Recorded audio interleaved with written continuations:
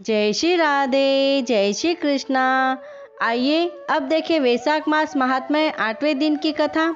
इसके पहले 7वें दिन की कथा में नारद जी ने बताया कि मिथिलापुरी का धर्मात्मा राजा इस अद्भुत चरित्र को देखकर कहने लगा कि जिन धर्म के प्रताप से इक्ष्वाकु वंश के राजा को मोक्ष प्राप्त हो गया, मुझे उस धर्म का विस्तार से बताइए।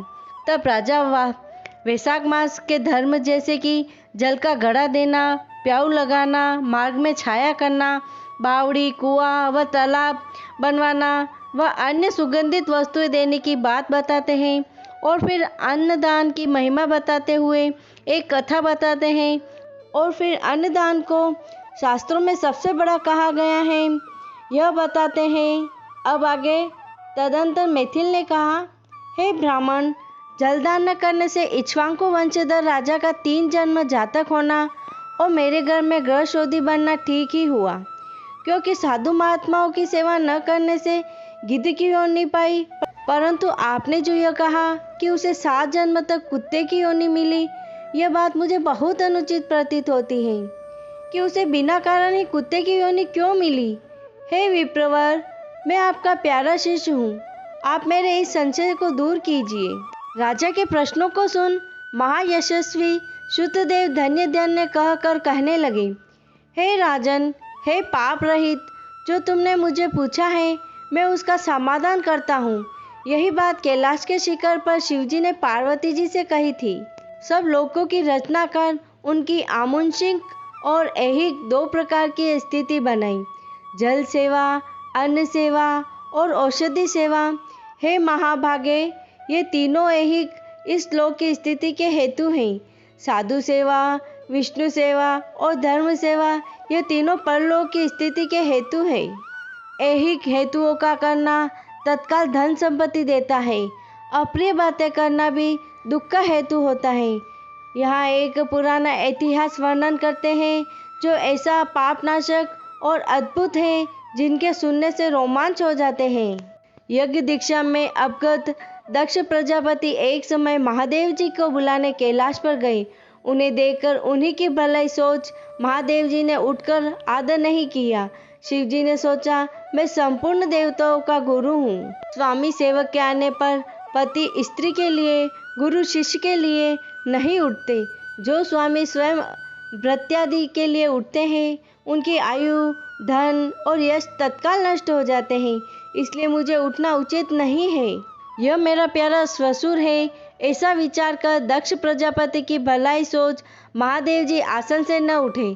तब महादेव जी द्वारा उठकर आदर न किए जाने के कारण दक्ष प्रजापति को बड़ा क्रोध आया और अनेक प्रकार से महादेव जी के आगे की निंदा करने लगे कि ऐसा अहंकारी जिसका धन केवल एक बुढ़ा बैल है, कपाल की हड्डी धारण करते हैं, शमशान में घर है, सर्पों के आभूषण धारण कर रखे हैं, संग में रात दिन भूत प्रेत पिशाच ऐसे ऐसे दुर्जन रहते हैं। दुरात्मा नारद के बताने से मैंने अपनी कन्या सती का विवाह इसके संग कर दिया। यह भी अलग धर्म वाली हो गई, मैं इसे कभी नहीं सह सकता। मेरी पुत्री से भी मुझे कुछ प्रयोजन नहीं। ऐसे विमूढ़ात्मा दक्ष ने सती और शंकर को निमंत्रण नहीं दिया और अनेकों प्रकार के कुवाक्य कहकर चला गया। तदंतर यज्ञ स्थान में जाकर ऋत्विक और मुनियों के संग ने विधि पूर्वक यज्ञ करने लगा और शंकर जी की निंदा करता रहा।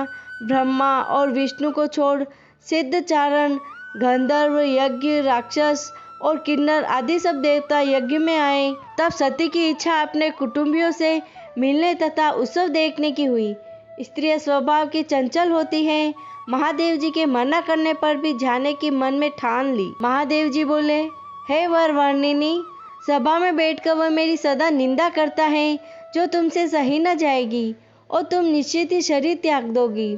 अतएव तुम अपने पिता के घर मत जाओ, वहाँ जाने से तुम्हारा कल्याण नहीं। इस प्रकार समझाने पर भी सती न रुकी, अकेली घर से निकल पैदल चल दी। तब नंदी ने चुपचाप सती को अपने पीठ पर बैठा लिया और महादेव जी के करोड़ों भूतादि गण पीछे चले। सती जी महलों से होती हुई किसी के न बोलने पर उदास ही महादेव जी की बात याद कर यज्ञ मंडप में गई।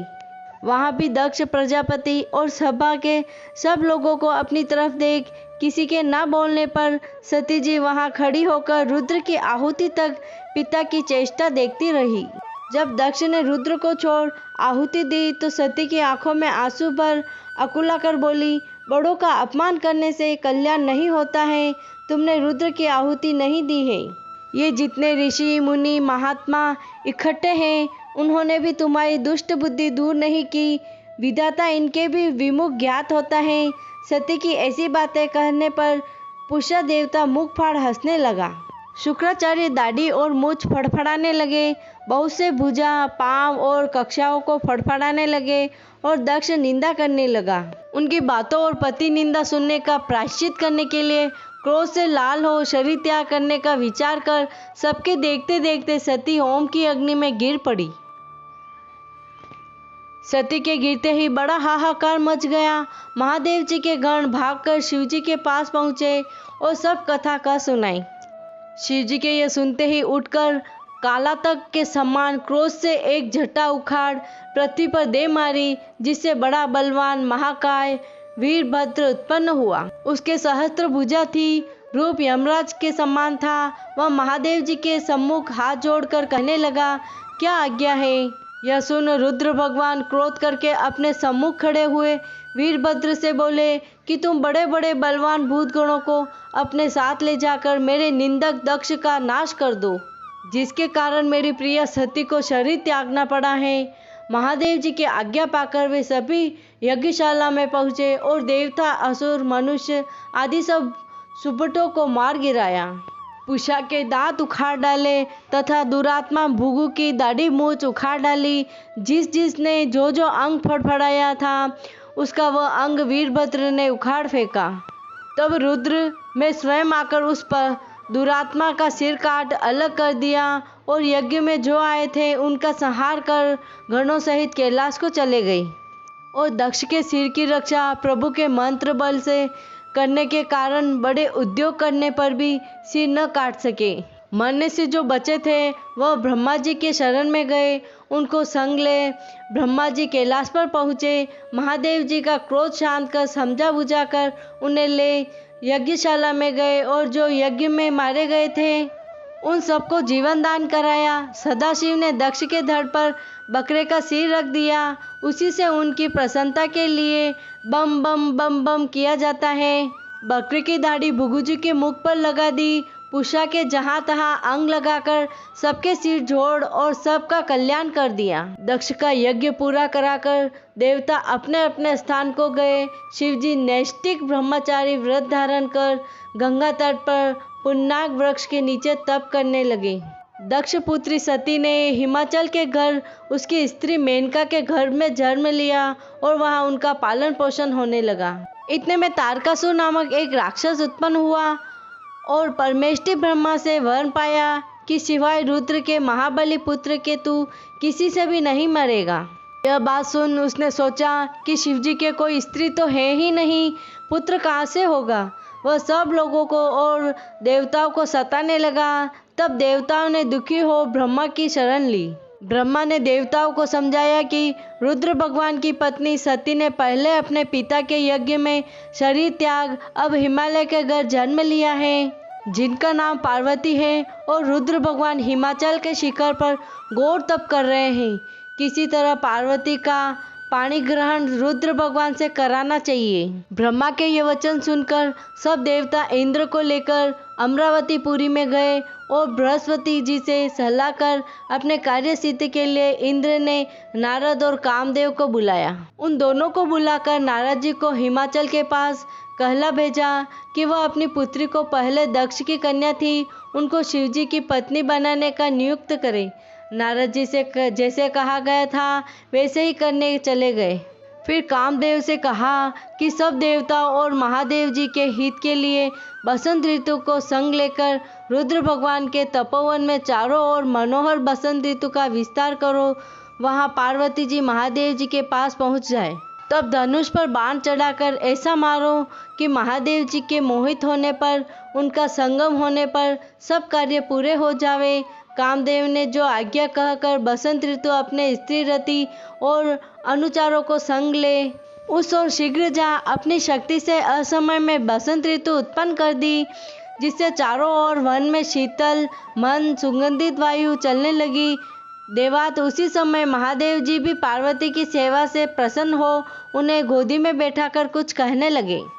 तब कामदेव ने प्राण प्रिया के संगम का उचित समय जान महादेव जी के पीछे वृक्ष की ओर से एक बाण छोड़ दिया, जिसे महादेव जी ने मन चंचल होने से चित्त में व्याकुल हो इधर उधर देखा तो कामदेव दिखाई पड़े। क्रोध से अपने मस्तक के तीसरे नेत्र को खोलकर पार्वती जी को दूर करके ऐसी तीक्ष्ण अग्नि प्रकट की कि सब संसार भयभीत हो गया और उस अग्नि से धनुष बाण सहित कामदेव भस्म हो गया। देवता अपने कार्य की सिद्धि समझकर तथा बसंत और रीति भयभीत हो गए। पार्वती डर के मारे आँख बंद कर दूर हट गई और महादेव जी भी अंतर्ध्यान हो गए। हित की इच्छा करने वाले देवताओं को कुछ भी फल की सिद्धि नहीं हुई, उल्टा अनर्थ हुआ। जो कोई साधुओं के संग दुष्टता करते हैं उनका कहना ही क्या है। इसी प्रकार साधुओं की सेवा न करने से इक्ष्वाकु के पुत्र ने दुख भोगा और अनेक बुरी योनियों में जन्म लिया। जो रात दिन इस पुण्य चरित्र रूपी पुराने इतिहास को सुनते हैं वे जन्म मृत्यु बुढ़ापा आदि से निसंदेह छूट जाते हैं। वैशाख मास महात्म्य अष्टम अध्याय संपूर्ण। जय श्री राधे, जय श्री कृष्ण।